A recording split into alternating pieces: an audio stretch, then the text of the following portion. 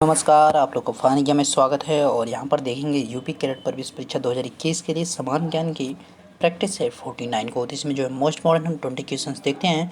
आज इसमें जो है हम काफ़ी चीज़ें एक्सप्लेनेशन के साथ देखने वाले हैं, ताकि जो है आपकी बहुत सारी चीज़ें जो अभी छूटी हैं या मतलब आपका काफ़ी समय हो गया देखे हुए, तो उन चीज़ों को आज रिविज़न करने की कोशिश किया जाएगा। तो आपकी स्क्रीन पर जो क्वेश्चन दिख रहा है उसका जवाब करने की कोशिश करें। और इसका पीडीएफ आपको मिल जाएगा टेलीग्राम चैनल पर, तो आपको वहाँ पर जुड़ना पड़ेगा ताकि आपको इसका पीडीएफ मिल जाए। देखते हैं वन बाय वन सभी क्वेश्चन को। पहला क्वेश्चन रहा आपकी स्क्रीन पर, कहिए इसका जवाब क्या है। चार मीनार का स्मारक किस शहर में स्थित है? In which city is the momentum of Char Minar located? अगर ये क्वेश्चन आपका हो भी गया है तो कोई दिक्कत नहीं, परेशान उसको भी लेकर नहीं होइएगा, ठीक है। बाकी अदर चीज़ों को भी मैं बता दूंगा। तो चार मीनार की अगर बात करेंगे तो कहाँ पे? हैदराबाद में, ठीक है। हैदराबाद में क्या है? चार मीनार आपका स्थित है। अब यहाँ पे ऊपर दूसरी जो इमारत आती है सबसे ऊंची मीनार, अगर आपसे कहेगा कि सबसे ऊंची मीनार, अब देखिए क्वेश्चंस को देखेंगे, इंपॉर्टेंट जो क्वेश्चंस हैं उनकी बात करेंगे। तो सबसे ऊंची मीनार आपसे जब पूछेगा तो सबसे ऊंची मीनार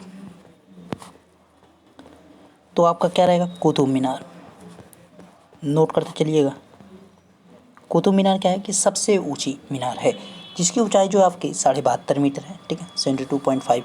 और इसका जो निर्माण कराया किसने कराया था? निर्माण यानी नींव जो रखी गई थी, निर्माण जो शुरू किया था यानी नींव जो रखी गई थी, किसने रखा? कुतुबुद्दीन ऐबक ने। कुतुबुद्दीन ऐबक। अब इसको कंप्लीट कराने की अगर बात करेंगे, मतलब इसको पूरा किसने करवाया? पूरा करवाया तो किसने करवाया? इल्तुतमिश ने। इल्तुतमिश ने इसको क्या किया? पूरा करवाया। इसका अगर आपसे मरम्मत पूछेगा तो आपको जवाब करना पड़ेगा फिरोज शाह तुगलक ने इसकी क्या है? मरम्मत करवाया था। और बाकी कुछ इमारत जो हैं जैसे उनकी भी बात करें तो यहाँ पे आपका सबसे ऊंचा दरवाज़ा, सबसे ऊंचा दरवाज़ा तो आपका क्या दरवाज़ा है? राइट आंसर क्या हो जाएगा? बुलंद का दरवाज़ा। बुलंद दरवाज़ा एक कहाँ पे आपका है? फतेहपुर सीकरी आगरा में। फतेहपुर सीकरी आगरा, ध्यान रखिएगा कहाँ पे? फतेहपुर सीकरी आगरा में। ओके, नेक्स्ट देखिए, अगर तो यहाँ पे बुलंद दरवाज़ा के बाद जैसे कि आपकी सबसे बड़ी मस्जिद पूछ सकता है। देखिए सभी चीज़ें भारत की बात की जा रही है। सबसे बड़ी मस्जिद, सबसे बड़ी मस्जिद तो कौन मस्जिद? जामा मस्जिद, जिसको शाहजहाँ ने बनवाया था, जामा मस्जिद, ठीक है, जामा मस्जिद। और बुलंद दरवाज़ा जो है किसके द्वारा बनवाया गया था? अकबर के द्वारा बनवाया गया था। आगे इसी में अगर देखें तो आपका क्या हो जाएगा? सबसे लंबी सड़क। जैसे देखिए अब यहाँ पे हम कुछ चीज़ों को देख लेते हैं। सबसे लंबी सड़क, देखो भाई अब ये सड़क कह रहा है, यानी लार्जेस्ट आपका रोड। जब रोड बोलेगा तो आपको क्या करना है? जीटी रोड टिक करना है। क्या करना है? जीटी रोड टिक करना है, यानी जीटी सड़क आपका हो जाएगा। जब कहेगा सबसे लंबा राष्ट्रीय राजमार्ग, यानी सबसे लंबा राष्ट्रीय राजमार्ग यानी नेशनल हाईवे की बात करेगा, लॉन्गेस्ट नेशनल हाईवे, सबसे लंबा राष्ट्रीय राजमार्ग, राष्ट्रीय राजमार्ग यानी भाई आपका क्या करा? National highway. तो सबसे जो लंबा राष्ट्रीय राजमार्ग नेशनल हाईवे कौन सा? NH-44 है। ध्यान रखिएगा जम्मू आपका ये जम्मू कश्मीर से श्रीनगर से लेकर, जम्मू कश्मीर के श्रीनगर से लेकर कन्याकुमारी तक है। और सबसे छोटा जो आपका है, सबसे छोटा जो राष्ट्रीय राजमार्ग हो जाएगा यानी NH की बात करेंगे, सबसे छोटा जो नेशनल हाईवे होगा वो कौन सा हो जाएगा? NH-47, जो कि आपका गोवा में 6 किलोमीटर लंबा है। तो ये चीज़ें आपको ध्यान रखना है, इंपॉर्टेंट पॉइंट्स हैं। अगर आपका इसमें आगे थोड़ा सा बात करेंगे तो सबसे बड़ा जो रेगिस्तान है, सबसे बड़ा रेगिस्तान, देखिए सबसे बड़ा रेगिस्तान यहाँ पे है तो आपका कौन है? थार का मरुस्थल। ये सब भारत की बात हो रही है, ध्यान रखिएगा भारत की बात हो रही है। विश्व में बात करेंगे अगर तो सबसे बड़ा जो मरुस्थल है कौन सा है? सहारा का मरुस्थल है। सबसे बड़ा गुफा मंदिर जो है कौन सा हो जाएगा भाई? कैलाश गुफा मंदिर, सबसे बड़ा गुफा मंदिर, सबसे यानी बिगेस्ट केव टेम्पल, सबसे बड़ा गुफा मंदिर। केव की बात की जा रही है, केव मंदिर, सबसे बड़ा जो गुफा मंदिर है कौन सा है? कैलाश मंदिर, औरंगाबाद महाराष्ट्र में है, ठीक है, कैलाश मंदिर। आगे इसके अगर पॉइंट्स की हम बात करें तो सबसे बड़ा गुंबज तो आपका गोल गुंबज होगा, सभी को पता है। सबसे लंबी नहर, सबसे लंबी सिंचाई नहर, दोनों चीज़ें एक ही है। तो सबसे लंबी जो नहर आपका कौन सा हो जाएगा? इंदिरा गांधी नहर हो जाएगी। सबसे लंबी नहर, तो कौन हो जाएगी यहाँ पे? इंदिरा गांधी नहर, इंदिरा गांधी नहर। ठीक है, सबसे बड़ी ये क्या है? सिंचाई नहर भी है, तो आपका कौन सा जवाब हो जाएगा यहाँ पे? इंदिरा गांधी नहर ही आपका क्या है? विश्व की सबसे बड़ी सिंचाई नहर के तौर पर। देखिए, विश्व की सबसे बड़ी सिंचाई नहर के तौर पर जाना जाता है इंदिरा गांधी नहर को।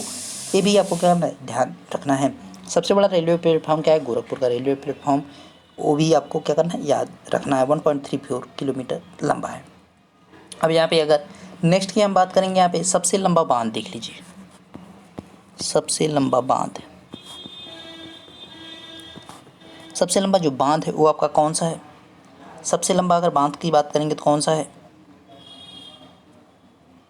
हीराकुंड बांध। ठीक है, हीराकुंड बांध,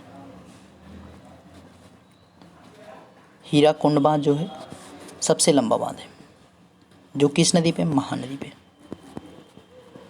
कितना लंबा है? 26 किलोमीटर। ठीक है, कहीं कहीं पे आपको जो है 24.6 देखने को मिल जाएगा, तो जो है आपका इस समय लेकिन ये 26 किलोमीटर का हो चुका है। सबसे क्या था? ये सबसे लंबा था।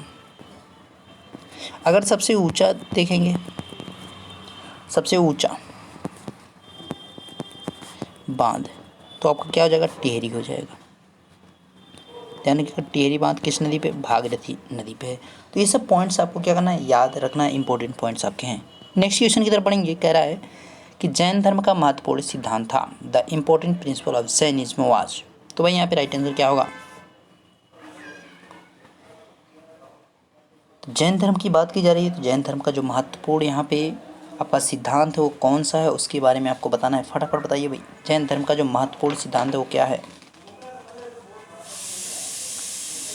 देखिए, जैन धर्म की जो यहाँ पे महत्वपूर्ण सिद्धांत की बात की गई तो यहाँ पे क्या है? अहिंसा है। जैन धर्म में ही महावीर स्वामी के द्वारा कहा गया, महावीर स्वामी, आज हम जो कहते हैं कि जियो और जीने दो, तो यहाँ पे यही इनके द्वारा कहा गया था। जियो और जीने दो जो है किसने कहा था?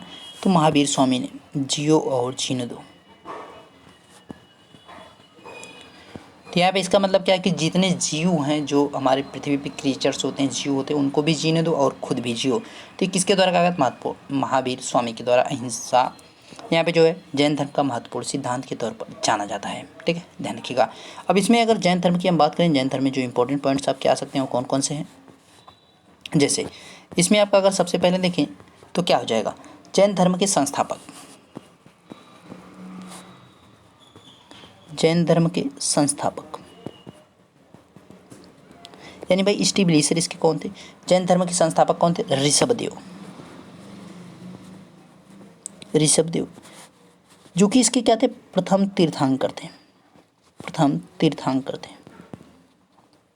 ध्यान रखिएगा, जैन धर्म के प्रथम तीर्थंकर कौन हुए? ऋषभदेव हुए। इसके आगे जो दूसरा नंबर पे इंपॉर्टेंट आपका आता है वो कौन सा होता है?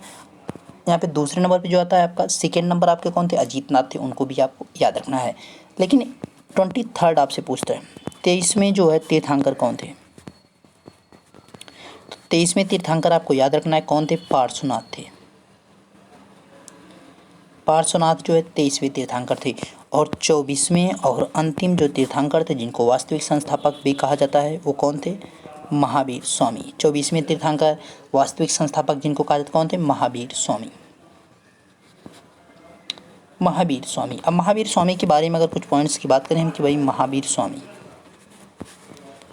महावीर स्वामी, तो इनके जन्म की अगर आप बात करें कि भाई इनका जन्म जो है कहाँ पे हुआ? जन्म यानी बर्थ की बात करेंगे तो 540 BC यानी बिफोर क्राइस्ट की बात की जा रही है, यानी ईसा मसीह के जन्म से पहले।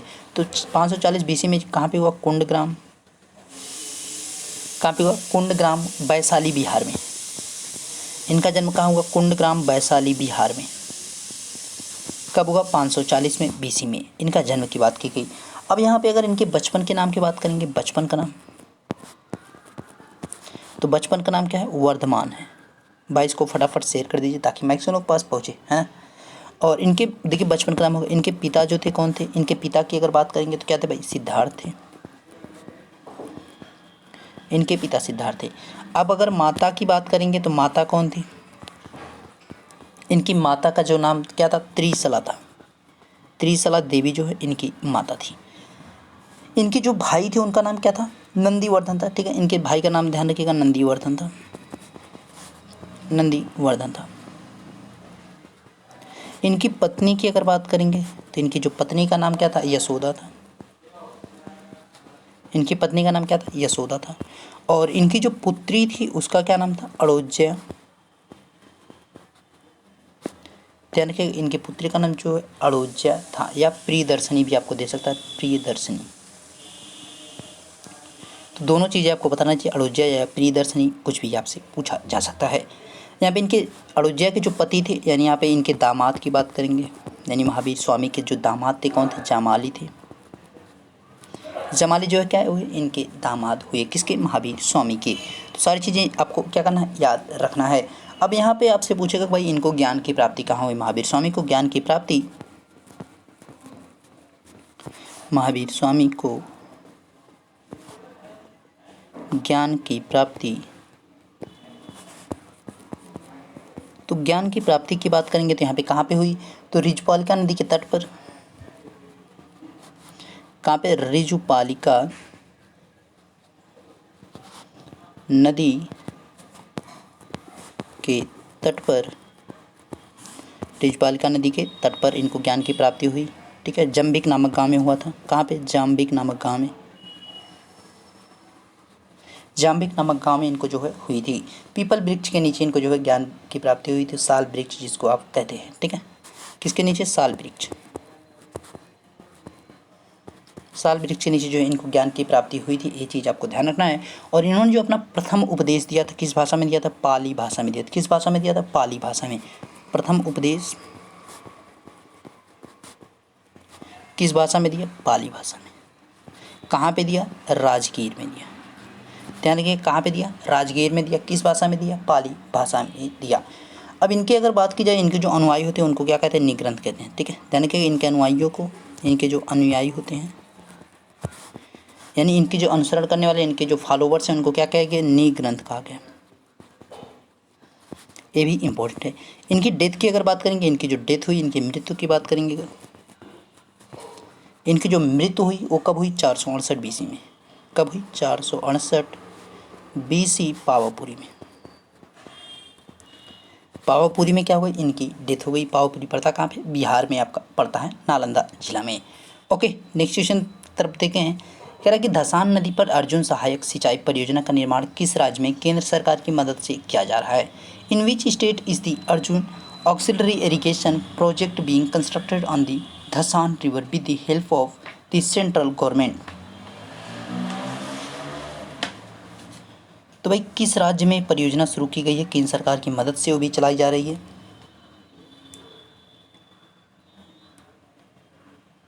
तो यहाँ पे अगर राइट आंसर की बात करेंगे तो क्या हो जाएगा, देखिए ये कहाँ पे शुरू की गई, उत्तर प्रदेश में। कहाँ पे शुरू की गई, उत्तर प्रदेश में, यानी आपका यहाँ पे डी ऑप्शन सही है। उत्तर प्रदेश की और कुछ प्रमुख परियोजनाएं उनको भी हम इसी समय देख लेते हैं। जैसे कि आपका एक है, कौन सी परियोजना भाई, रिहंद परियोजना, रिहंद नदी पर रिहंद परियोजना। रिहंद परियोजना जो है किस नदी पे है, तो रिहंद नदी पे, रिहंद नदी पे। कहाँ पे है, सोनभद्र में। ध्यान रखिएगा, रिहंद परियोजना जो है, रिहंद बांध परियोजना कहाँ पे, रिहंद नदी पे, सोनभद्र में है। इम्पोर्टेंट है, ये भी आपको क्या करना है, याद रखिएगा। ठीक है, उत्तर प्रदेश और मध्य प्रदेश की सीमा है, और यहीं भी जो है सबसे बड़ी कृत्रिम झील का जो है निर्माण होता है, बल्लभ पंत सागर झील का जो है यहीं पर निर्माण होता है। और दूसरी अगर यहाँ पे बात करें जो उत्तर प्रदेश में ही पाई जाती है, वो कौन सी, माता टीला परियोजना। माता टीला परियोजना, माता टीला परियोजना। इसकी अगर बात करें तो किस नदी पे, बेतवा नदी पे। किस पे, बेतवा नदी पे।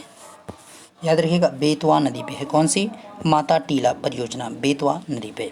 ठीक है, बेतवा नदी पे है माता टीला परियोजना। ये ललितपुर में है, ये भी आपको याद रखना है। ठीक है, और एक आपका है रानी लक्ष्मीबाई, वो भी आपका क्या है, बेतवा नदी पे ही है, रानी लक्ष्मीबाई। ये भी आपका रानी लक्ष्मीबाई परियोजना जो है किस नदी पे, बेतवा नदी पे, ये भी आपका है, ये भी आपको ध्यान रखना है। ठीक है, नेक्स्ट देखिए, गुरु नानक की मृत्यु कहाँ हुई थी? Where did Guru Nanak die? भाई गुरु नानक की बात की जा रही थी, गुरु नानक की जो डेथ हुई थी वो कहाँ पे हुई थी?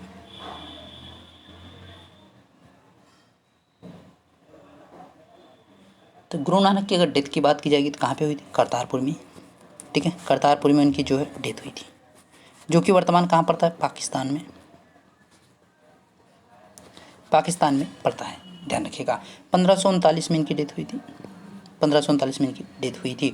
इनको जो है सिख धर्म का संस्थापक कहा जाता है। गुरु नानक को ही जो क्या है, सिख धर्म का संस्थापक कहा जाता है। ओके, ध्यान रखिएगा, इंपॉर्टेंट है। और इसमें जो है कुल टोटल जो है 10 सिख गुरु हुए थे, जिसमें जो अंतिम वाले थे कौन थे? गुरु गोविंद सिंह हुए थे। किस वर्ष साहित्य अकेदमी हिंदी सम्मान नहीं दिया गया था? इन which year Sahitya Akademi Hindi award was not given? तो भाई यहाँ पे हिंदी साहित्य सम्मान जो है किस वर्ष नहीं दिया गया था? तो देखिए आपका जो 1962 में जब चाइना से युद्ध हमारा हुआ था, तो उस वर्ष क्या हुआ था कि यहाँ पे साहित्य सम्मान नहीं दिया गया था किस हिंदी के क्षेत्र में। तो आपका क्या हो जाएगा यहाँ पे? सी ऑप्शन यहाँ पे सही हो जाएगा। नेक्स्ट वन है, भारत का जनसंख्या घनत्व कितना है? What is the population density of India? तो इसके बारे में भी कुछ पॉइंट्स हम देख लेंगे, जो इंपॉर्टेंट होगी उन पॉइंट्स को हम क्या कर लेंगे? देख लेंगे। तो यहाँ पे भारत के जन घनत्व की बात की जा रही है, भारत की पॉपुलेशन डेंसिटी की बात की जा रही है, तो कितनी हो जाएगी? 382 हो जाएगी। 382 जो है क्या है? भारत की यहाँ पे डेंसिटी है, मतलब 382 किलोमीटर पर स्क्वायर हो जाएगा। ठीक है, किलोमीटर पर स्क्वायर हो जाएगा, मतलब कि 1 किलोमीटर इधर, 1 किलोमीटर इधर, 1 किलोमीटर इधर, 1 किलोमीटर इधर, इसके बीच में जो कितने 382 लोग हैं। ये जो है आपका क्या है? पूरी भारत का है। अगर यहाँ पे 1106 की बात करेंगे तो किसका है? बिहार का है, ये बिहार का है। तो यहाँ पे 1 बाय 1 सभी पॉइंट्स को हम देखेंगे। ठीक है, तो 1 बाय 1 सभी पॉइंट्स को हम देखने की कोशिश करते हैं कि भाई 1 बाय 1 हमारे कौन कौन से पॉइंट्स यहाँ पे आ सकते हैं। तो पहले पॉइंट की अगर हम बात करें यहाँ पे, तो सर्वाधिक जनघनत्व वाला राज्य, सर्वाधिक जनघनत्व वाला राज्य वाला जो राज्य है वो कौन है भाई? तो आपका बिहार है। कौन है? बिहार है। बिहार की जो यहाँ पे जनघनत्व यहाँ पे है वो कितना है? 1106 है। कितना है? 1106, मतलब 1106 लोग जो है 1 किलोमीटर स्क्वायर के दायरे में रहते हैं। अगर दूसरे नंबर पे बात करें, पहला हुआ, दूसरे नंबर पे आपका कौन आ जाएगा? वेस्ट बंगाल आ जाएगा। वेस्ट बंगाल आ जाएगा। ठीक है, वेस्ट बंगाल की बात करी जाए, पश्चिम बंगाल, तो इसका कितना हो जाएगा? 1088 लोग जो है 1 किलोमीटर के दायरे में रहते हैं। उसके बाद तीसरे नंबर पर अगर बात करेंगे तो हमारा क्या है? केरला है। केरला का क्या हो जाएगा? 860 किलोमीटर पर स्क्वायर में जो है क्या है? यहाँ पे इतने लोग रहते हैं। ठीक है, एक घनत्व है। इसके बाद आपका आता है उत्तर प्रदेश। उत्तर प्रदेश की अगर बात करेंगे तो क्या है? 829 है। किसका है? यूपी का है। 829 लोग जो है 1 किलोमीटर स्क्वायर के दायरे में जो है क्या है? रहते हैं। ये उत्तर प्रदेश का यहाँ पे जनसंख्या घनत्व देखने को मिल जाएगा। अगर जनसंख्या की दृष्टि से देखेंगे तो उत्तर प्रदेश का स्थान कौन सा है? पहला स्थान है। दूसरे पे आपका महाराष्ट्र आ जाता है। ठीक है, उत्तर प्रदेश पहला, दूसरा महाराष्ट्र, तीसरे पे आपका बिहार आ जाएगा। अगर साक्षरता दर की बात करेंगे, साक्षरता दर देख लिए। पहले अगर देखें भारत की साक्षरता दर, भारत की जो साक्षरता दर है, तो भारत की जो साक्षरता दर है कितनी है? 73% है। कितनी है? 73% है भारत की साक्षरता दर। ये आपको क्या करना है? ध्यान रखना इंपॉर्टेंट है। और यहाँ पे जो लिंगानुपात है, यानी सेक्स रेशियो की बात की जाए, लिंगानुपात की अगर बात करेंगे कितना? 943 है। लिंगानुपात कितना? 943 है। इंपॉर्टेंट है। अब यहाँ पे जो सबसे ज़्यादा साक्षरता दर है किस राज्य में है? केरल में है। सबसे ज़्यादा साक्षरता दर क्या है? केरल में है। और जो न्यूनतम है आपका किस में? बिहार में है। लिंगानुपात की अगर बात करेंगे तो सबसे ज़्यादा कहाँ पे? केरल का है। सबसे अधिक जो लिंगानुपात है किस राज्य का है? सर्वाधिक लिंगानुपात की बात की जाए, सेक्स रेशियो की बात की जाए, कहाँ पे? केरल में है। ठीक है, 1084 वहाँ पे है। ठीक है, किस में? केरल में आपका है। और आपने उत्तर प्रदेश की अगर बात करेंगे तो कितना हो जाएगा? जितना भारत का है उतना उत्तर प्रदेश का भी आपका हो जाएगा। और यहाँ पे अगर उत्तर प्रदेश के ज़िलों में अगर बात करेंगे तो सबसे ज़्यादा जो है किसका? जौनपुर का है। उत्तर प्रदेश के ज़िलों की बात की जा रही है क्योंकि आप उत्तर प्रदेश एग्जाम देंगे। तो जौनपुर की अगर बात करेंगे तो जौनपुर का कितना है भाई? 1000 कितना है? 1026, ये जौनपुर का है। दूसरे नंबर पे आपका आएगा आजमगढ़। आजमगढ़ आपका आएगा दूसरे नंबर पे। एक आजमगढ़ की बात करेंगे कितना? 1019 है। ठीक है, तीसरे नंबर पे आपका सुल्तानपुर से आएगा। मतलब सुल्तानपुर में भी क्या है कि लड़कियों का जो है काफ़ी सम्मान है। तो पहला नंबर जौनपुर, उसके बाद आजमगढ़, उसके बाद सुल्तानपुर में आपकी अगर बात करेंगे तो यहाँ पे जो 1012 देखने को आपको मिल जाएगा। तो ये आपका 6 रेशियो आपका है, मतलब 1000 पुरुषों पे जो है 1000 पुरुष है तो उस पर जो है महिलाओं की संख्या इस प्रकार से है। जो सबसे आपका गड़बड़ रहता है वो कहाँ पे, हरियाणा में आपका है, ठीक है। हरियाणा में आपका सबसे गड़बड़ देखने को मिल जाता है, क्योंकि वहाँ पे जो है बच्चे लड़के जो है उनको ज़्यादा वैरायटी दी जाती है, तो इस वजह से जो है वहाँ पे क्या होता है, काफ़ी दिक्कतें होती है। ये चीज़ ध्यान रखिएगा।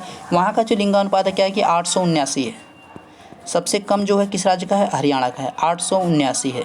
देख सकते हैं यहाँ पे जो है कितनी महिलाएं आपकी यहाँ पे कम है। तो यहाँ पे जो 121 आपका कम पड़ रहा है, देख सकते हैं यहाँ पे 121 आपका जो कम पड़ रहा है वो क्या होंगे, वो भाई या तो दूसरे स्टेट में शादी करते हैं या तो क्या होता है कि अपना विदेश में जो है नागरिकता ले लेते हैं। तो ऐसी दशा होती है किसकी, ये हरियाणा वालों की दशा होती है। अब आगे बढ़ते हैं नेक्स्ट क्वेश्चन की तरफ। कह रहा है कृषि उत्पादन का मूल्य निर्धारित करने के लिए कृषि लागत व मूल्य आयोग की स्थापना कब हुई। When was the agriculture cost and the prices commission established determine the value of the agriculture produce. तो यहाँ पे भाई अगर राइट आंसर की बात करेंगे तो 7वें का क्या हो जाएगा, फटाफट बताइए इसका 7वें का राइट आंसर क्या है, फटाफट बताइए। तो यहाँ पे भाई आपका स्वच्छता अभियान वाली गाड़ी आ गई थी तो इस वजह से जो है थोड़ा दिक्कत थी, ठीक है। अब यहाँ पे सही है करेक्ट। तो यहाँ पे when was the agriculture cost and the prices commission established to determine the value of the agriculture produce.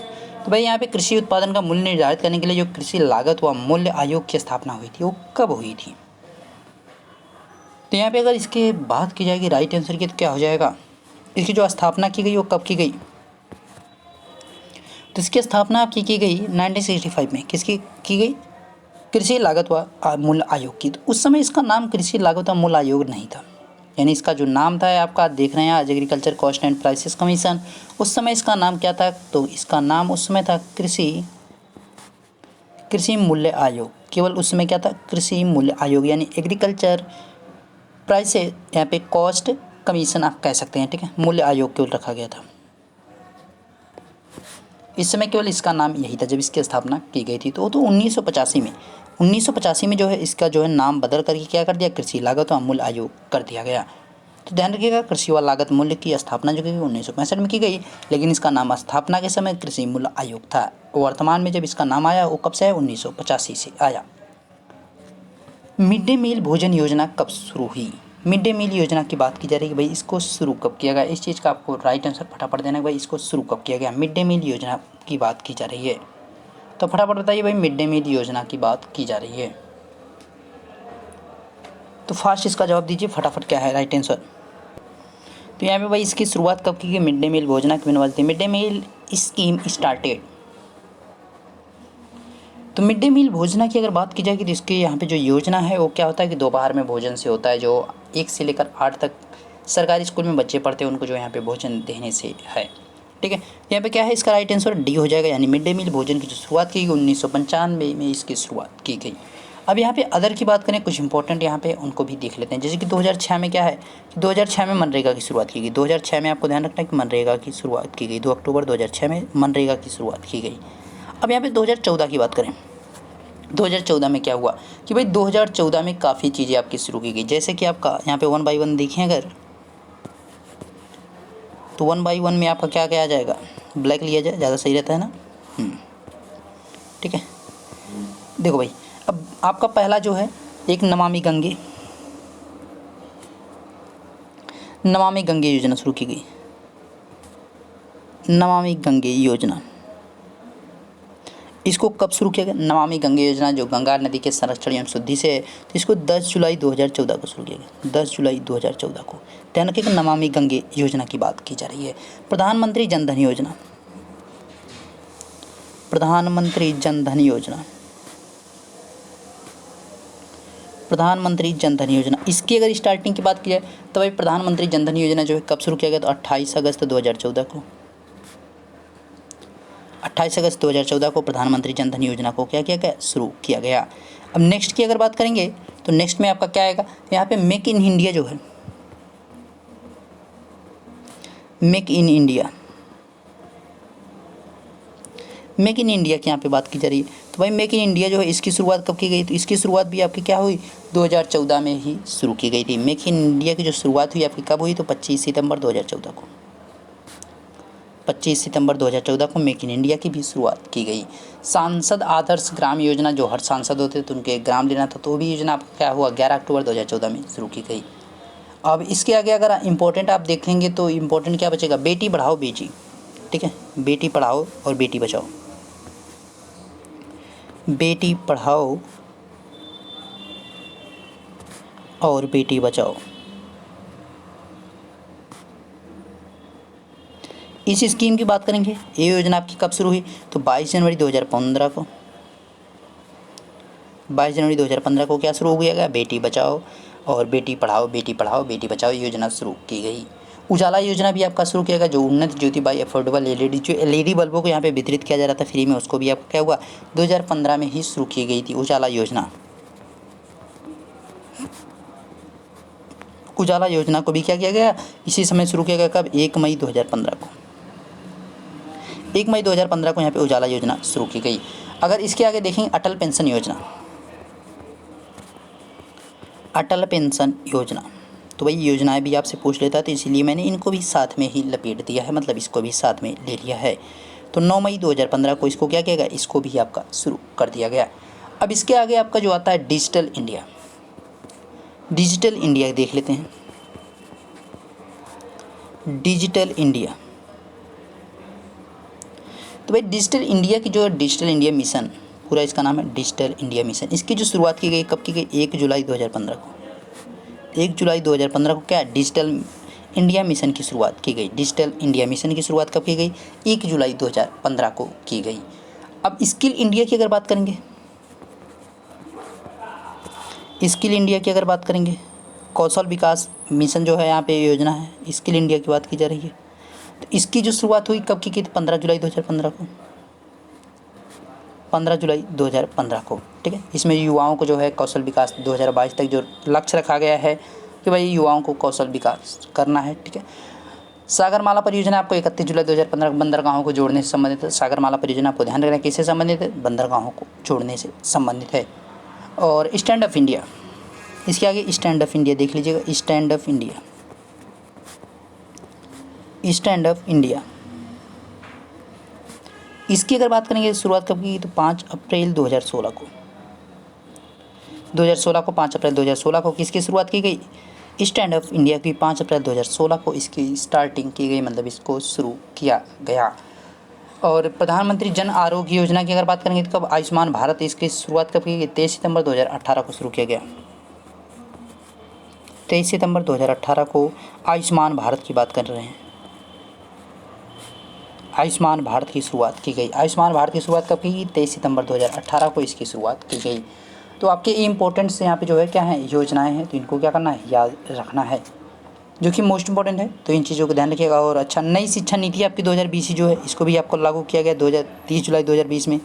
नई शिक्षा नीति, नई शिक्षा नीति आपका कब किया गया, 20 जुलाई 2020 को, 20 जुलाई 2020 को इसको नई शिक्षा नीति आपको, सॉरी यहाँ पे 30 जुलाई रहेगा, 30 जुलाई रहेगा, 20 जुलाई नहीं, 30 जुलाई 2020 को लॉन्च किया गया, ठीक है। 30 जुलाई 2020 को क्या नई शिक्षा नीति को लॉन्च किया गया है, तो ध्यान रखिएगा। ये सब इंपॉर्टेंट आपकी योजनाएं थी। नेक्स्ट क्वेश्चन की तरफ बढ़ते हैं अपने, क्या है, उच्चतम न्यायालय में मुख्य न्यायाधीश व अन्य न्यायाधीशों की कुल संख्या है। What is the total number of the chief justice and the other जज इन द सुप्रीम कोर्ट।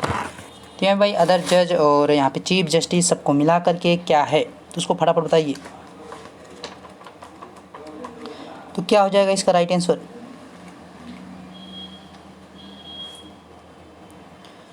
तो यहाँ पे अगर राइट आंसर की बात की जाएंगी तो क्या हो जाएगा, तो वर्तमान के हिसाब से अगर देखना आपको है और वर्तमान के हिसाब से ही बताना है, तो आपका क्या हो जाएगा, 34 हो जाएगा, जिसमें क्या है 33 अन्य और प्लस से आपका एक मुख्य हो जाएंगे।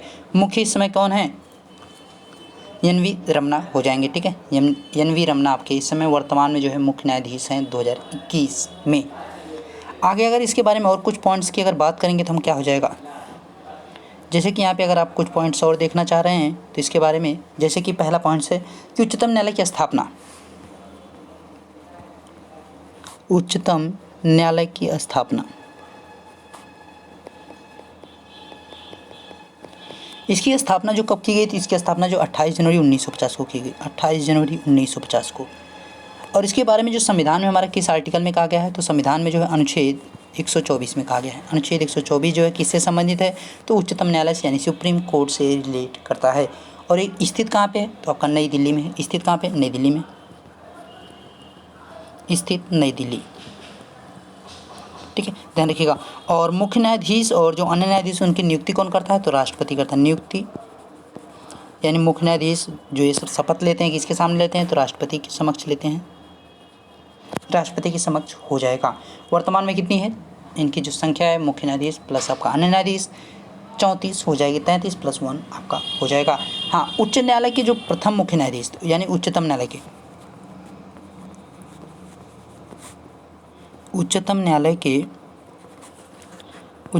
के प्रथम मुख्य न्यायाधीश भाई कौन थे, उच्चतम न्यायालय के जो प्रथम मुख्य न्यायाधीश थे, पुरुष की बात की जा रही है, यानी जो ओवरऑल जो है सबसे पहले स्थान पे कौन रहे थे, तो उनकी अगर बात करेंगे तो कौन हो जाएगा, एच.जे. कानिया। और इनके अगर पूरा नाम की बात करेंगे तो पूरा नाम इनका क्या हो जाएगा, पूरा नाम की बात करेंगे तो हीरालाल। पूरा नाम इनका क्या है, हीरालाल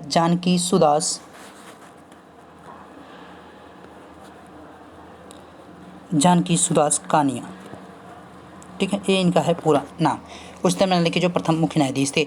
अगर यहाँ पे महिला की बात करेंगे, जो प्रथम महिला यहाँ पे बनी थी उच्चतम न्यायालय की मुख्य न्यायाधीश, तो कौन हो जाएगी, मीरा साहिब फातिमा बीबी, महिला मुख्य न्यायाधीश। तो कौन बनी थी, मीरा साहिब फातिमा बीबी।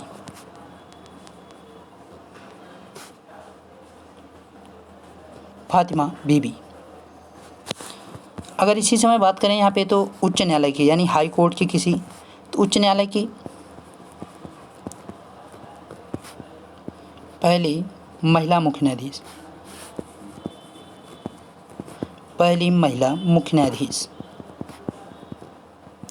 तो भाई कौन थी। अगर यहाँ पे राइट आंसर की बात करें, उच्च न्यायालय की जो प्रथम महिला मुख्य न्यायाधीश बनी थी तो कौन बनी थी, लीला सेठ। और किस राज्य की बनी थी, एचपी यानी हिमाचल प्रदेश की बनी थी। ध्यान रखिएगा, हिमाचल प्रदेश की बनी थी। नेक्स्ट क्वेश्चन तरफ बढ़ते हैं। कह रहा है कि साधारण विधेयक किस सदन में प्रस्तुत किया जा सकता है, in which house an ordinary bill can be introduce. तो भाई साधारण विधेयक जो है किस सदन में प्रस्तुत किया जा सकता है, तो इसको जो है चाहे आप लोकसभा में लाओ चाहे राज्यसभा में, यानी राज्यसभा व लोकसभा किसी में से आप पहले इसको ला सकते हैं। दोनों में से किसी सदन में भी इसको आप क्या करते हैं, पहले ला सकते हैं। तो आपका क्या हो जाएगा, डी ऑप्शन यहाँ पे सही हो जाएगा। इसके बारे में थोड़ा सा अगर आप बात करें तो यहाँ पे साधारण विधेयक है, इसके बारे में जो कहा गया किस आर्टिकल में कहा गया, तो आर्टिकल 107 में बताया गया है। ठीक है, आर्टिकल 107 में जो है साधारण विधेयक के बारे में कहा गया है। धन विधेयक की अगर बात करेंगे तो 110 में कहा गया है। किससे, धन विधेयक की बात की जा रही है, मनी बिल से बात की जा रही है।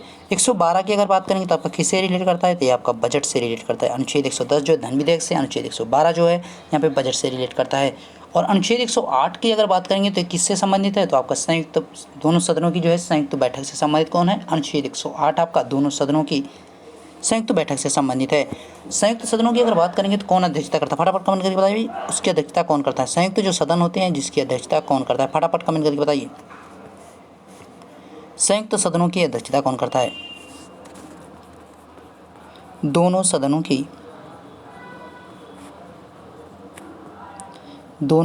की संयुक्त बैठक की यहाँ पे बैठक रहेगी। ठीक है, बैठक की अध्यक्षता कौन करता है, अध्यक्षता करता है। तो भाई कौन करता है, पहला अगर ऑप्शंस के यहाँ पे देखें तो प्रधानमंत्री, दूसरा अगर आप रखें यहाँ पे तो लोकसभा अध्यक्ष, अगर तीसरे नंबर पे रखें तो सभापति, और चौथे पे रखें तो राष्ट्रपति। तो इसका राइट आंसर क्या हो जाएगा भाई, दोनों सदनों की संयुक्त बैठक की अध्यक्षता कौन करता है। तो फटाफट जवाब दीजिए इसका, कमेंट कीजिए फटाफट। तो यहाँ पे अगर राइट आंसर की बात करेंगे तो क्या हो जाएगा भाई, राइट आंसर इसका क्या हो जाएगा, तो यहाँ पे लोकसभा के जो दोनों सदन, यहाँ पे लोकसभा नहीं सॉरी, यहाँ पे जो दोनों सदन होते हैं राज्यसभा और लोकसभा, दोनों की अगर संयुक्त जब बैठक बुलाई जाती है तो बुलाई किसके द्वारा जाती है, राष्ट्रपति के द्वारा। राष्ट्रपति जब इन दोनों सदनों की संयुक्त बैठक बुलाता है तो उसकी अध्यक्षता जो करता है कौन करता है, लोकसभा अध्यक्ष करता है। ध्यान रखिएगा, दोनों सदनों की संयुक्त बैठक बुलाएगा कौन, राष्ट्रपति बनाएगा, अनुच्छेद 108 के तहत उनको बुलाएगा दोनों सदनों को, और इसकी जो अध्यक्षता करेगा कौन करेगा, लोकसभा अध्यक्ष करता है। ये भी आपको क्या करना है, ध्यान रखना इंपॉर्टेंट है आपका। अगर इसमें देखिए तो संसद जो आपका है, संसद जो है किस आर्टिकल से संबंधित है, तो आर्टिकल जो है आपका, आर्टिकल जो है 79 से रिलेट करता है। और लोकसभा की यहाँ पे अगर बात करेंगे, पहले राज्यसभा देखें उसके बाद लोकसभा, ठीक है। लोकसभा को नीचे करो, ऊपर लिखो राज्यसभा। राज्यसभा की बात करेंगे तो आर्टिकल जो किससे 80 से है, और यहाँ पे जो लोकसभा है वो किससे रिलेट करती है, तो आपका आर्टिकल 81 से रिलेट करती है। ध्यान रखिएगा। राष्ट्रपति की अगर बात करेंगे तो राष्ट्रपति किससे, अनुच्छेद आपका यानी आर्टिकल आपका 52 से रिलेट करता है।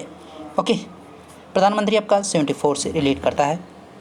नेक्स्ट वन, राज्यसभा के सदस्य कितने वर्ष पश्चात 1/3 सदस्य अवकाश ग्रहण करते हैं, after how many years to member of Rajya Sabha retire.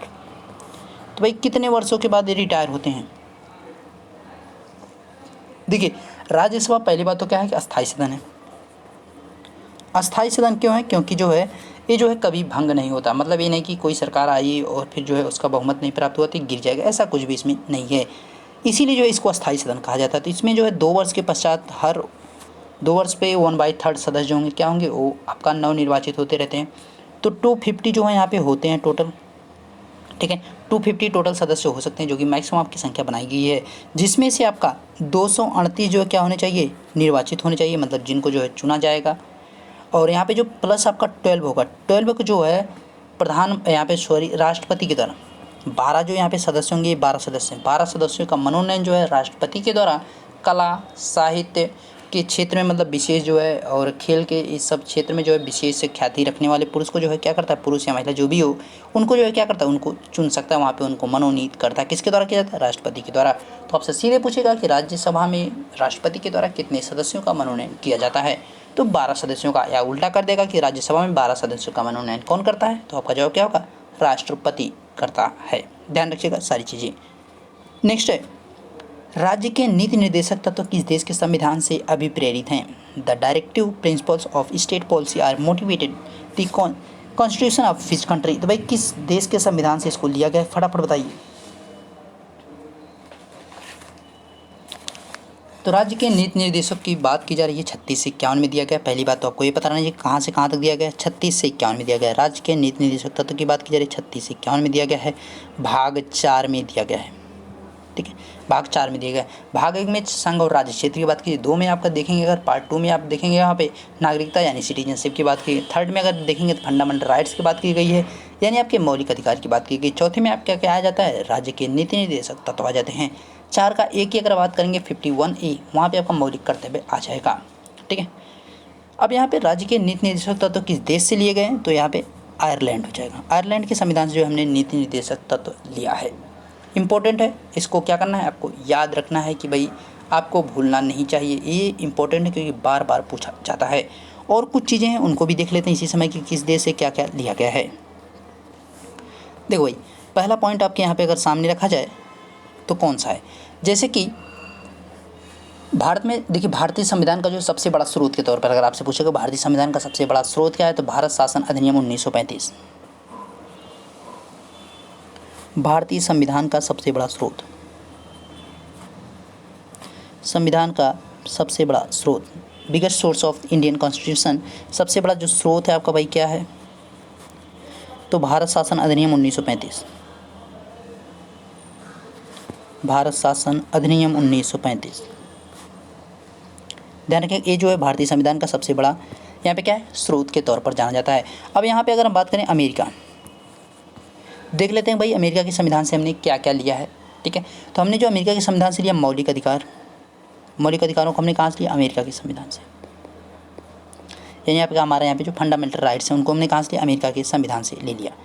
अब यहाँ पे अगर आगे बात करें और अमेरिका से हमने क्या लिया, तो अमेरिका से हमने और लिया भाई मौलिक अधिकारों के अलावा क्या क्या लिया, न्यायिक पुनरावलोकन की शक्ति, न्यायिक पुनरावलोकन, अवलोकन, न्यायिक पुनरावलोकन की बात की जाए, संविधान की सर्वोच्चता, संविधान की सर्वोच्चता, संविधान की सर्वोच्चता ये कहाँ से लिया गया है? अमेरिका के संविधान से। न्यायपालिका की स्वतंत्रता, न्यायपालिका की स्वतंत्रता,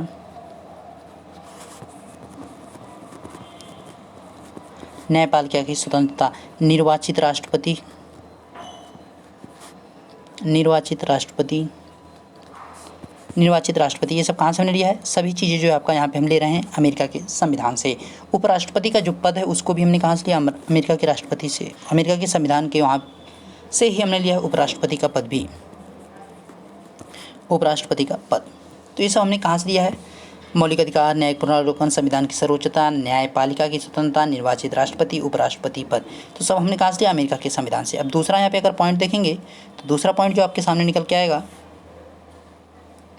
इसमें हम देखें अगर, तो दूसरा हम ले लेते हैं ब्रिटेन के संविधान से। भाई ब्रिटेन के संविधान से हमने क्या लिया? ब्रिटेन के संविधान से। तो ब्रिटेन के संविधान से भी हमने कुछ चीज़ें ली हैं, इंपॉर्टेंट पॉइंट्स को उसको देख लेते हैं। तो ब्रिटेन के संविधान से हमने ली संसदीय शासन प्रणाली, संसदीय शासन प्रणाली, संसदीय शासन प्रणाली हमने कहाँ से ली? ब्रिटेन के संविधान से ली। और ब्रिटेन से हमने क्या क्या लिया? तो ब्रिटेन से हमने एकल नागरिकता का भी प्रावधान लिया। हमने अमेरिका से क्यों नहीं लिया? क्योंकि वहाँ पे जो है दोहरी नागरिकता है। एकल नागरिकता का प्रावधान हमने कहाँ से लिया? ब्रिटेन के संविधान से लिया। विधि निर्माण की प्रक्रिया, विधि निर्माण की जो प्रक्रिया उसको हमने कहाँ से लिया? ब्रिटेन के संविधान से लिया। और यहाँ पे अगर बात करें द्विसदनीय व्यवस्था, जैसे कि लोकसभा राज्यसभा जो हमारा होता है, क्या होता है, ये सब हमने कहाँ से लिया है? तो ब्रिटेन के संविधान से लिया द्विसदनीय व्यवस्था।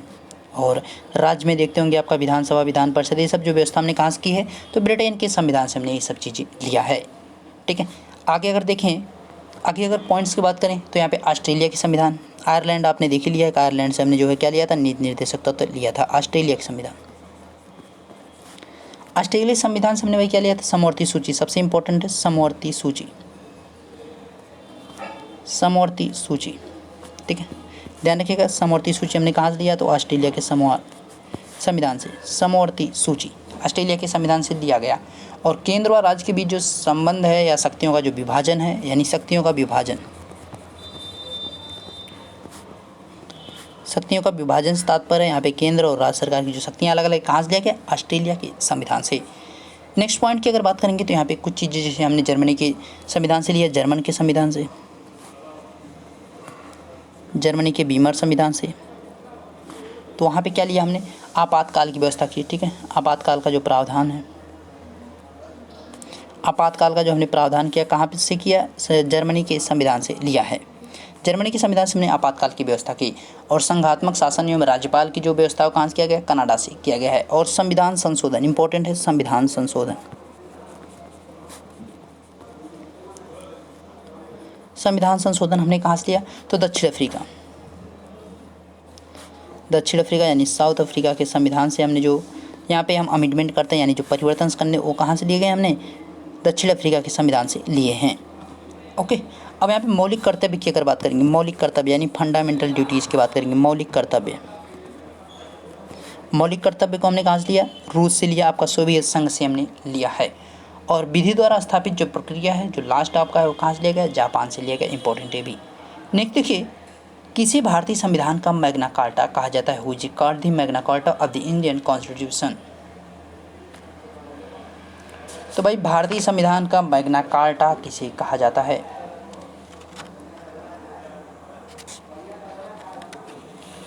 देखिए, भारतीय संविधान का जो मैग्ना कार्टा है वो किसको कहा गया है?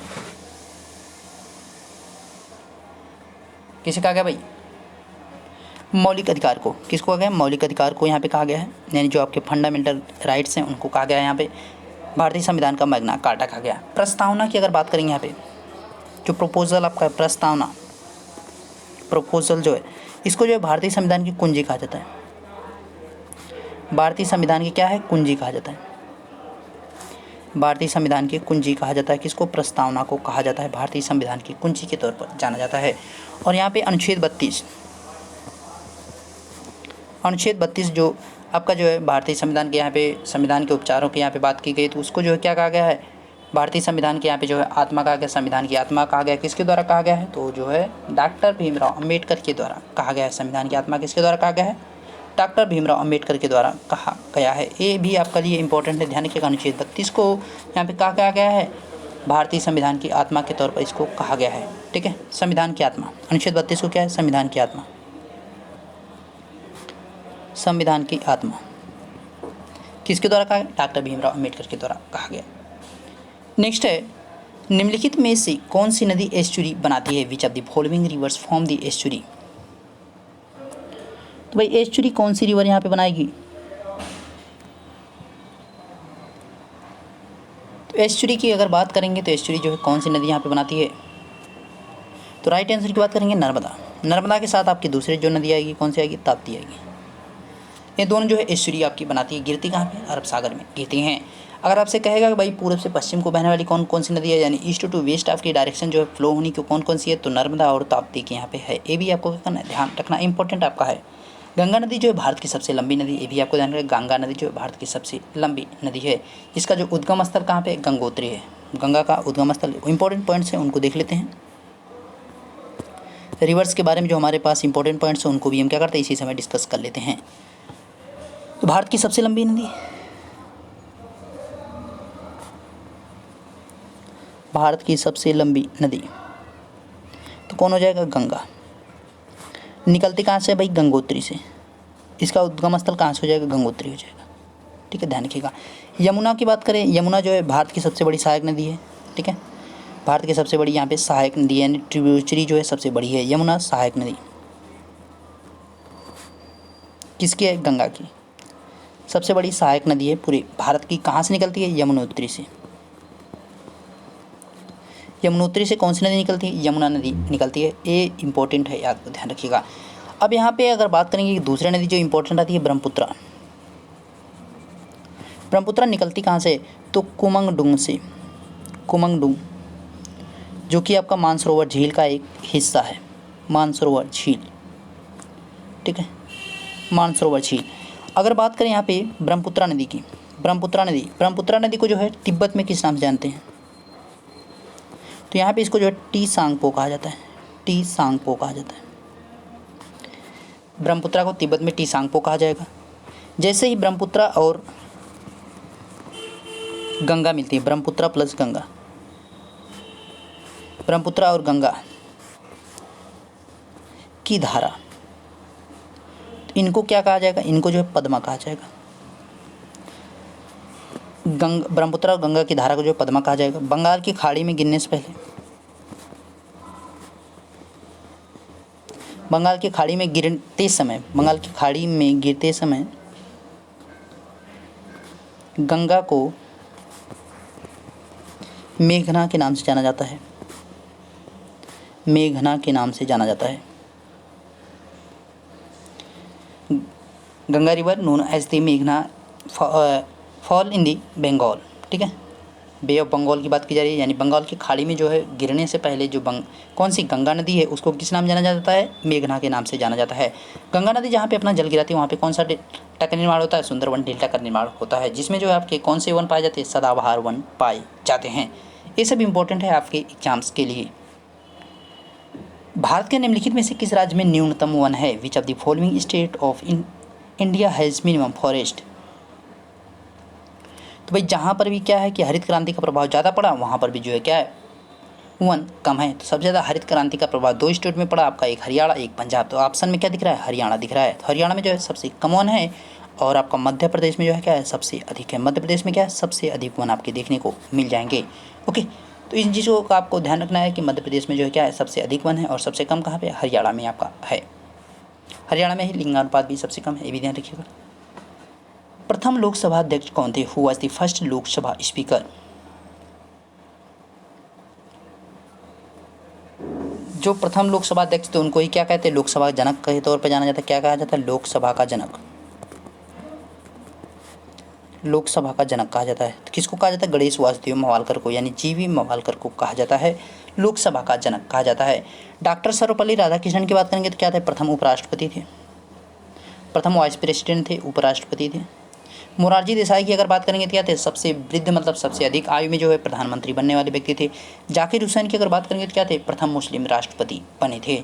और डॉक्टर सर्वपल्ली राधाकृष्णन को ही सबसे पहले क्या दिया गया था, यहाँ पे जो है भारत रत्न दिया गया था। डॉक्टर सर्वपल्ली राधाकृष्णन के ही जन्मदिन पर हम क्या मनाते हैं, शिक्षक दिवस भी मनाते हैं। तो सारी चीज़ें आपको ध्यान रखना है। प्रथम महिला लोकसभा अध्यक्ष की अगर बात करेंगे, प्रथम महिला लोकसभा अध्यक्ष,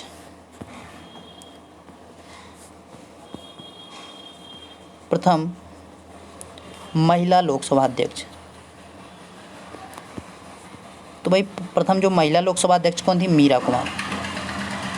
ध्यान रखिएगा, मीरा कुमार जो है यहाँ पे क्या है, प्रथम महिला लोकसभा अध्यक्ष है। कौन है, मीरा कुमार है प्रथम महिला लोकसभा अध्यक्ष, इंपॉर्टेंट। नेक्स्ट की बात करेंगे, भारत का सबसे लंबा नदी पुल कौन सा है, which is the longest river bridge in India. तो यहाँ पे जो लॉन्गेस्ट रिवर ब्रिज है इंडिया में वो कौन सा है। भाई लाइक कीजिएगा वीडियो को अगर आपको अच्छा लगेगा, ठीक है। और आपको एग्जाम से पहले एक बार मैराथन देखने को मिलेगी, पूरे जितने भी आपके 50 क्वेश्चंस की यहाँ पे जो सीरीज कराई जाएगी सभी को एक साथ हम कराएंगे। तो यहाँ पे सभी चीज़ों को जो है बढ़िया से शेयर करें, और ताकि मैक्सिमम दोस्तों के पास आपके पहुँच सके, है ना। विथ आपको PDF दिया जाता है, विथ आंसर दिया जाता है, तो भी आप लोग इसको शेयर नहीं करेंगे तो कैसे चलेगा भाई, लाइक तो जरूर कीजिए। तो यहाँ पे सबसे लंबी जो नदी पुल है आपका कौन सा, भूपेन हजारिका सेतु है, ठीक है। कौन है, भूपेन हजारिका सेतु है, जो कि 9.15 किलोमीटर है, ठीक है। 9.15 किलोमीटर कहाँ पे है, असम में है, ढोला सदिया को जोड़ता है। भूपेन हजारिका है कौन भाई, भूपेन हजारिका को ही जो है आपका 2019 में इनको संयुक्त रूप से किसके किसके साथ में, तो इसको देख लेते हैं थोड़ा सा एक पॉइंट। तो भूपेन हजारिका को भाई, भूपेन हजारिका पहले नंबर। भूपेन हजारिका भाई एक क्या है, एक संगीतज्ञ हैं, पहली बात तो ये है, संगीत शास्त्री हैं। इनको जो है 2019 में क्या दिया गया, भारत रत्न। इनके साथ में और 2 लोगों को दिया गया, एक तो नानाजी देशमुख। नानाजी देशमुख क्या थे, समाज सेवी थे, यानी सोशलिस्ट थे। और यहाँ पे तीसरे की बात करेंगे तो प्रणब मुखर्जी, यानी जो आपके राष्ट्रपति थे प्रणब मुखर्जी, प्रणब मुखर्जी जो कि राजनीतिज्ञ थे। तो तीनों लोग को यहाँ पे 2019 में भारत रत्न दिया गया था, जिसके बाद से अभी तक किसी को भी भारत रत्न नहीं दिया गया है। तो ध्यान रखिएगा, भूपेन हजारिका। उत्तर प्रदेश का क्षेत्रफल, the area of Uttar Pradesh is, तो भाई उत्तर प्रदेश का क्षेत्रफल बताइए फटाफट। उत्तर प्रदेश का क्षेत्रफल क्या है, धड़ाधड़ एकदम आंसर करिए, इतना लेट नहीं भाई, फटाफट फास्ट। तो उत्तर प्रदेश को देखिए, पहला आपका जो दे रखा 32,87,263, किसका, ए इंडिया का है, किसका है, इंडिया का, ए इंडिया का आपका हो गया। यहाँ पे 2,40,928 आपका जो ये दिख रहा है थर्ड नंबर पे आपका क्या है, यही आपका राइट आंसर है, किसका, उत्तर प्रदेश का। यूपी का आपका क्षेत्रफल कितना है, 2,40,928 वर्ग किलोमीटर हो जाएगा, किसका, उत्तर प्रदेश का क्षेत्रफल हो जाएगा। जो कि पूरे भारत की बात करेंगे, पूरे भारत के जो है क्षेत्रफल कितना है, 7.33% है, 7.33% है। इतना आपको क्या करना है, ध्यान रखना है। और भारत का में यहाँ पे जो है उत्तर प्रदेश का स्थान क्षेत्रफल के अनुसार पे देखेंगे तो चौथा है, यानी 4th प्लेस है। और जनसंख्या के आधार पे आपको पता ही है कि पहला स्थान उत्तर प्रदेश रखता है, क्योंकि हम पे टॉप पे हैं, मेहनत करने वाले हैं, है ना। उत्तर प्रदेश वाले हैं तो मेहनत करने वाले भी हैं। उत्तर प्रदेश के बारे में कुछ और चीज़ें, जैसे आपका एक Uttar Pradesh special class uploaded है, तो उसको भी जाके जरूर देख लीजिएगा, ठीक है। उसमें बहुत सारी चीज़ें आपको क्लियर हो जाएंगी। तो उत्तर प्रदेश एकमात्र राष्ट्रीय अंतर्राष्ट्रीय सीमा बनाता है, उत्तर प्रदेश नेपाल से सीमा बनाता है, यानी राष्ट्र जो उसकी अंतर्राष्ट्रीय सीमा बनती है किससे बनती है, नेपाल से बनती है। उत्तर प्रदेश की अंतर्राष्ट्रीय सीमा, अंतर्राष्ट्रीय सीमा जो किससे बनती है, नेपाल से बनती है, ध्यान रखिएगा। उत्तर प्रदेश का जो सबसे आपका पश्चिमी जिला कौन सा, सहारनपुर है। और सबसे दक्षिणी जो जिला है आपका कौन सा है, सॉरी यहाँ पे पश्चिमी नहीं, सबसे उत्तरी जो आपका कौन सा होता है, सहारनपुर होता है। और जो सबसे उत्तरी होता है सहारनपुर, सबसे दक्षिणी जो है सोनभद्र होगा, सबसे पश्चिमी जो है शामली है, ध्यान रखिएगा, शामली आपका सबसे पश्चिमी है। और सबसे पूर्वी जो है क्या, बलिया है। इंपॉर्टेंट पॉइंट्स ये आपके रहे हैं। और उत्तर प्रदेश को उत्तर प्रदेश के नाम से जो है कब से जाना जाता है, तो इसको जो है 24 जनवरी 1950 से, कब से, 24 जनवरी 1950 से जो है उत्तर प्रदेश को उत्तर प्रदेश के नाम से जाना जाता है, ध्यान रखिएगा। 24 जनवरी को क्या होता है, उत्तर प्रदेश दिवस के तौर पर मनाया जाता है। उत्तर प्रदेश दिवस के दिन ही क्या होता है, बालिका दिवस भी मनाया जाता है। और आपका एक नया दिवस अभी जुड़ गया है, कब, 23 जनवरी को। 23 जनवरी को क्या है, पराक्रम दिवस के तौर पर मनाया जाएगा, पराक्रम दिवस, ठीक है, पराक्रम दिवस के तौर पर मनाया जाता है। किसका यहाँ पे राष्ट्रीय पराक्रम दिवस हो जाएगा, सुभाष चंद्र बोस से यहाँ पे संबंध रखता है। नेक्स्ट देखेंगे सलाल परियोजना किस नदी पर है। सलाल परियोजना किस नदी पर, on which river is the Salal project located. तो भाई सलाल परियोजना फटाफट बताइए, सलाल परियोजना, सलाल परियोजना जिस पर है उसी पर जो है सबसे ऊंचा जो है आपका क्या है पुल का निर्माण हो रहा है। सबसे बड़े आर्क वाले जो है पुल का निर्माण किया जा रहा है चीनाब नदी का, जम्मू कश्मीर में बनाया जा रहा है। ठीक है, चीनाब नदी पर क्या है सलाल परियोजना आपकी स्थित है। अगर आपकी अदर देखी जाए जैसे कि भाखड़ा नागल परियोजना, भाखड़ा नागल परियोजना तो ये किस नदी पे है। भाखड़ा नागल परियोजना की अगर बात करेंगे तो किस नदी पे, सतलज नदी पे, पंजाब के होशियारपुर में। ठीक है, हिमाचल प्रदेश के बिलासपुर में, ये आपका होशियारपुर में नहीं आएगा। ठीक है, बाकी आपका जो है यहाँ पे भाखड़ा नागल परियोजना सतलज नदी पे और हिमाचल प्रदेश के बिलासपुर में आती है। आपका इंपॉर्टेंट है, इसको भी आपको क्या करना है याद रखिएगा। और भारत का जो है दूसरा सबसे ऊंचा बांध है, पहले नंबर पे आपका क्या आता है टिहरी आता है। भारत का सबसे ऊंचा जो बांध आता है कौन सा आता है, टिहरी बांध आता है। दूसरे नंबर पे आपका कौन सा आ जाएगा, यहाँ पे भाखड़ा नागल बांध आ जाएगा। टिहरी बांध की अगर बात करेंगे तो कहाँ पे आपका टिहरी बांध जो भागीरथी नदी पे है। टिहरी बांध कहाँ पे, भागीरथी नदी सबसे ऊंचा है, सबसे ऊंचा। और ये आपका क्या है सेकेंड ऊंचा है। ठीक है, ये सेकेंड नंबर पे आपका आता है भाखड़ा नागल जो सेकेंड आपका ऊंचा है, दूसरा आपका सबसे ऊंचा है। ये भी आपको क्या करना है ध्यान रखिएगा है। हीराकुंड परियोजना की बात करेंगे, हीराकुंड, हीराकुंड परियोजना, हीराकुंड नदी बांध परियोजना तो ये किस नदी पे है, महानदी पे। 26 किलोमीटर इसकी क्या है लंबाई है। ये भी आपको ध्यान रखना इंपॉर्टेंट आपके लिए है।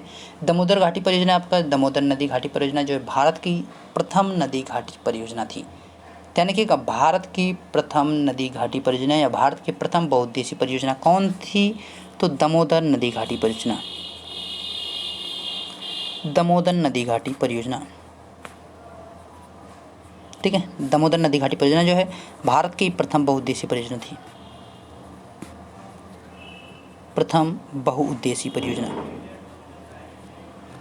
बहुउद्देशीय परियोजना थी। कौन थी, दामोदर नदी, दामोदर नदी दामोदर नदी पर ही है। ठीक है, नेक्स्ट देखिए और लास्ट क्वेश्चन आपका है कह रहा है मेगास्थनीज की पुस्तक है। मेगास्थनीज के बारे में फटाफट बताइए भाई, मेगास्थनीज की जो पुस्तक है कौन सी है, फटाफट फास्ट आंसर कीजिए भाई, मेगास्थनीज की पुस्तक कौन सी है। आज जो है आपकी काफ़ी चीज़ें जो है इसमें कंप्लीट हुई हैं। तो वीडियो अच्छा लग रहा हो तो लाइक ज़रूर कीजिएगा। ठीक है, पसंद आ रहा हो तो लाइक ज़रूर कीजिएगा। तो यहाँ पे अगर देखें मेगास्थनीज की पुस्तक का नाम क्या है, तो मेगास्थनीज की जो पुस्तक है उसका नाम क्या है, इंडिका है। यानी फर्स्ट आंसर ही आपका क्या है, सही है। तो अगर हिंद की बात करेंगे तो आपका किसकी हो जाएगी, अल-बिरूनी की हो जाएगी। ये ध्यान रखिएगा। मेगास्थनीज किसके दरबार में आया था, मेगास्थनीज जो है भारत किसके दरबार में आया था, तो आपका चंद्रगुप्त मौर्य के दरबार में ये भारत आया था। बाबरनामा की अगर बात करेंगे तो किसकी है, बाबर की आत्मकथा है। चंद्रगुप्त मौर्य की यहाँ पे बात आई थी, चंद्रगुप्त के बारे में हम कुछ चीज़ें देख रहे थे। जैसे चंद्रगुप्त मौर्य जो है यहाँ पे मौर्य वंश का संस्थापक था, मौर्य वंश का संस्थापक, मौर्य वंश का संस्थापक कौन था, चंद्रगुप्त मौर्य।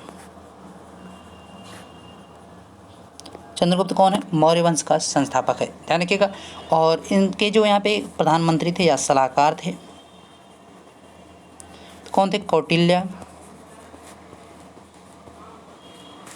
चाणक्य, सब एक ही नाम है भाई, कौटिल्य या चाणक्य। और इनका दूसरा एक नाम कौन सा होता है, जो तीन नाम इनके हैं याद रखिएगा, विष्णुगुप्त। ठीक है, कौटिल्य, चाणक्य, विष्णुगुप्त, ये सभी किसके नाम है, एक ही पर्सन्स के नाम है। किसके, यहाँ पे चंद्रगुप्त मौर्य के प्रधानमंत्री का नाम। हाँ, कौटिल्य की यहाँ पे जो पुस्तक है एक उसका नाम क्या है, अर्थशास्त्र है, अर्थशास्त्र है। देखिए नाम तो अर्थशास्त्र है, इकोनॉमिक्स है, लेकिन ये इकोनॉमिक्स से रिलेट नहीं करती या किससे, राजनीति से संबंधित है। ठीक है, ध्यान रखिएगा, या किससे संबंधित है, राजनीति से संबंधित है। तो सारी चीज़ें ध्यान रखिएगा। चंद्रगुप्त मौर्य की अगर बात करें, इन्होंने ज्ञान किससे लिया था, जो बौद्ध यहाँ पे जैन धर्म की शिक्षा ली गई थी, किसके द्वारा लिया था, तो भद्रबाहु से इन्होंने जैन धर्म की दीक्षा ली थी। जैन धर्म की शिक्षा चंद्रगुप्त मौर्य ने किससे ली, तो भद्रबाहु से, जैन धर्म की शिक्षा भद्रबाहु। तो इम्पोर्टेंट काफ़ी पॉइंट्स यहाँ पे आपने आज देखे हैं। तो मुझे उम्मीद है पूरी की वीडियो जो है आपको काफ़ी पसंद आया होगा। और हमें कमेंट करके ज़रूर बताइए भाई आपको वीडियो कैसा लगा। और आपके लिए यहाँ पे टॉपिक्स दिया जा रहा है कि भाई आप जो है डेज आपको जितने याद है सभी जो है आपको कमेंट करके बताना कि आपको कितने डेज याद हैं। ठीक है, एक तरफ से सभी को बताइए कितने डेज आपको याद हैं। मिलते हैं नेक्स्ट वीडियो में, तब तक देखते रहिए फारन with Ashish sir. Thank you.